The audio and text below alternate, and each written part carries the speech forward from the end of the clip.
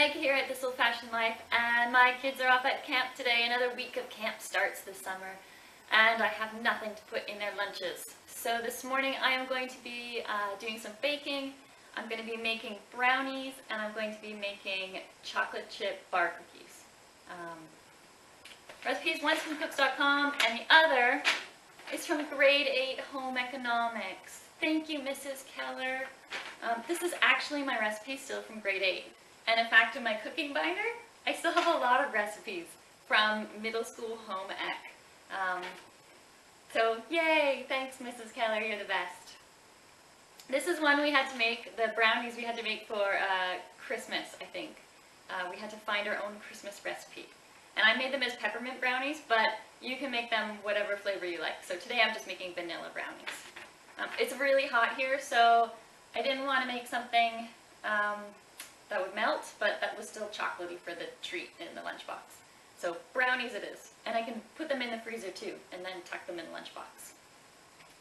Now, I'm going to do two recipes at the same time. This is probably against all proper cooking rules, but I do it anyway, because I don't have time to do one after the other, and both of these things have to go in the oven at the same time, because I have an hour and a half till I have to go pick up my little guy from camp.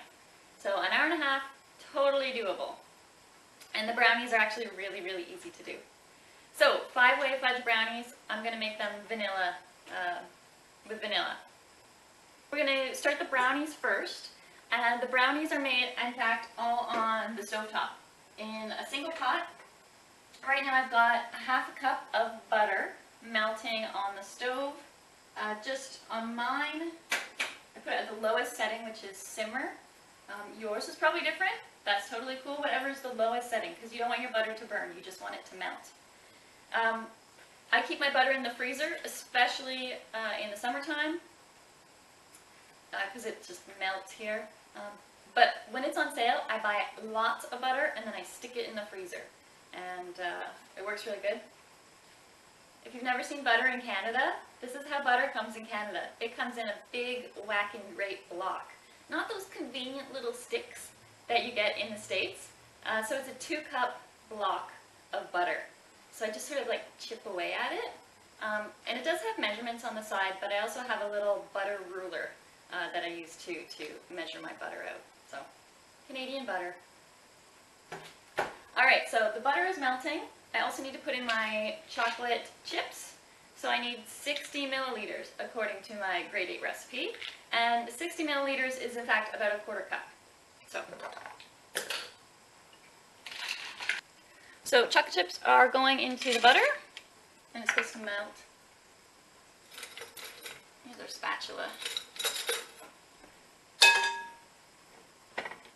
So what you're doing is you're slowly melting the butter and the chocolate chips together. There's no cocoa in this brownie recipe. The chocolate flavor all just comes from the melted chocolate chips. Once the butter and the chocolate chips have melted, you're going to take it off the heat, or at least turn off the heat, and then you add 1 cup of sugar, and then you also add 2 eggs. Make sure the sugar is mixing really well before you add the eggs, because of course you could curdle the eggs. You could cook the eggs, and that would be bad. I also use a scant cup of sugar, because most recipes don't need quite as much sugar as they call for, and you get used to the recipe quite quickly with less sugar in it. Right, so nice and melted already. It really doesn't take very long. I don't know how this took us like a whole hour in home economics, but it did, according to my recipe sheet. Okay, so half a cup's going in. Sorry, my cup measure was used yesterday by my daughter making volcanoes, baking soda and vinegar volcanoes, and it's still, I think, outside somewhere. So, 2 half cups it is. Do you let your kids do that? My kids are always taking things from my kitchen and using them in their potions and experiments and science-y things. I don't mind.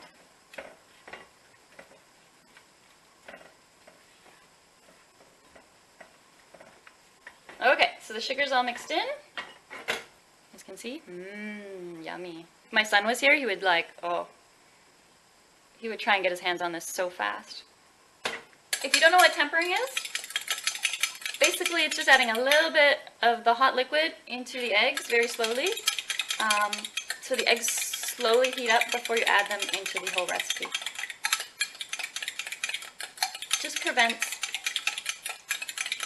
the eggs from cooking.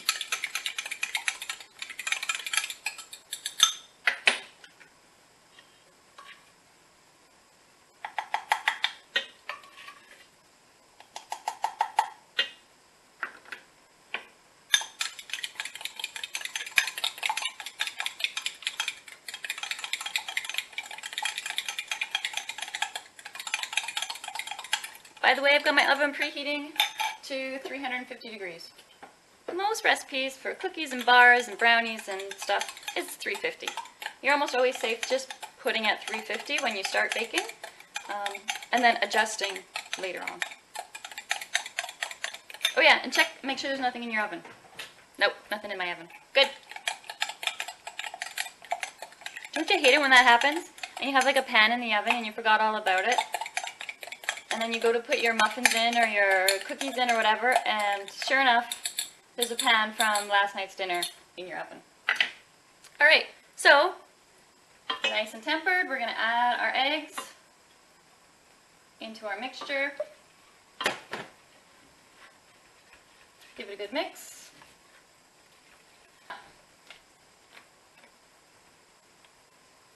A teaspoon or so. Oh, I forgot to get vanilla last time I was at Costco. Whoops. Next time.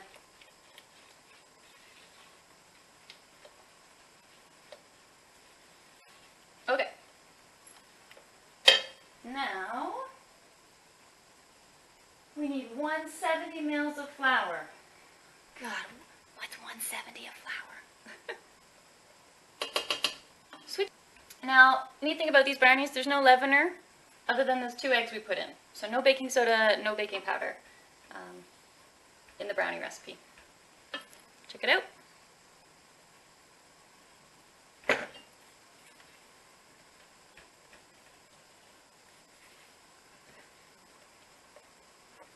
Give it a really good stir, fold in all the flour.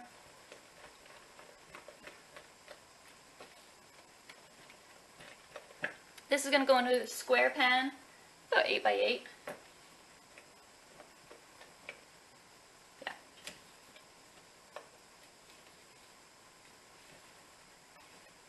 Perfect. Perfect. Brownie batter. Done. Excellent. So the brownie batter is done. That's got to go into the pan and into the oven. First, I'm going to do the bar cookies first. Anyway, so now we're going to do the chocolate chip bar cookies. Chocolate chip bar cookies are really great because it takes way less time to make them. You don't have to spoon out each separate cookie. You bake them like brownies, and then you slice them up into squares afterwards. It's a chocolate chip cookie, but it takes less time. And they freeze really good too, just like chocolate chip cookies do. So I have a 1/4 cup of butter in my big yellow bowl, and I have to melt that.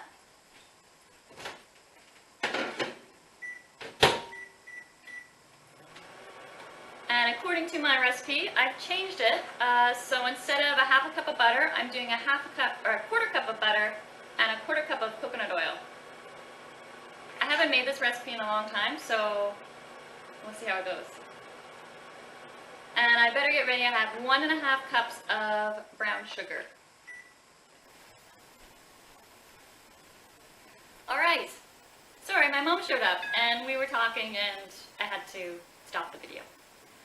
But I had to keep going on cooking, so I've added my 2 eggs, I added my teaspoon of vanilla, I've added 2 cups of flour, 2 teaspoons of baking powder. I didn't put in any salt because I used salted butter. I don't notice a difference. And now I just have to put in my chocolate chips. This is 1 cup of chocolate chips.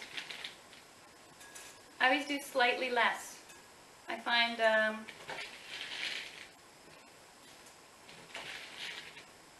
find I can sort of tell the chocolate chip to cookie ratio.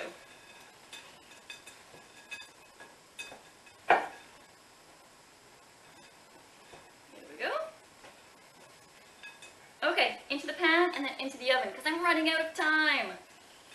Are you guys like this when you bake too? I find it's so hard to find enough time to make a couple recipes and to have it bake and not be pulled away. And I don't like to make something and put it in the fridge and then come back to it, because sure enough something else will happen. So beautiful. Ta-da! Alright, we're going to put it in the pan and then into the oven because I literally have a half an hour. And these have to go in for 25 minutes. So here's my chocolate chip cookie bars. And we've got our brownies already in our pan. We're going to put them in our oven.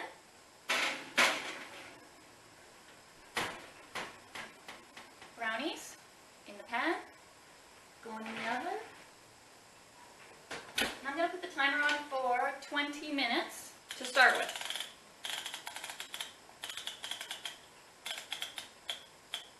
Always, always, always, this is what I do. I always make sure to put the timer on for probably 5 minutes less than the recipe calls for, because you gotta go and check. Otherwise, you're going to risk burning your stuff you spent all this time making. So make sure you check it, and if it's underdone, that's okay. And then you just add a couple minutes, or even a minute, just at a time. And you gotta watch it at the very end, otherwise you've got a really smoky kitchen and it's no good. I've been there. We've all been there. It's nothing to be ashamed of. But I have learned that check early, and then just a few minutes, a couple minutes at a time until everything's done. I blitz out of here. I just pulled the bar cookies and the brownies out of the oven. They took just over 20 minutes. And partway through, I switched the two pans. So I took the cookies that were on top, put them on the bottom, and vice versa with the brownies. Just so better even cooking. You can see the cookies have the bar cookies have puffed up really nicely. And the brownies have gotten just a little sort of bubbly around the edges and crackly on the top, which is exactly what you want for a brownie. Make sure you cut them into bars while they're still warm. It just saves a lot of trouble later on. I've cut the brownies into squares. And now I'm just going to cut the cookie bars.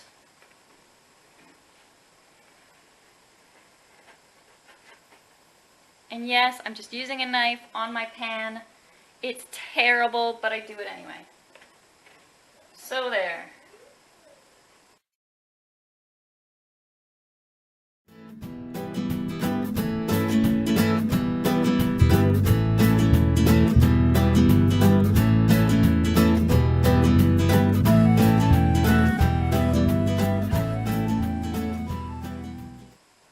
There you go. Really nice cookie bar.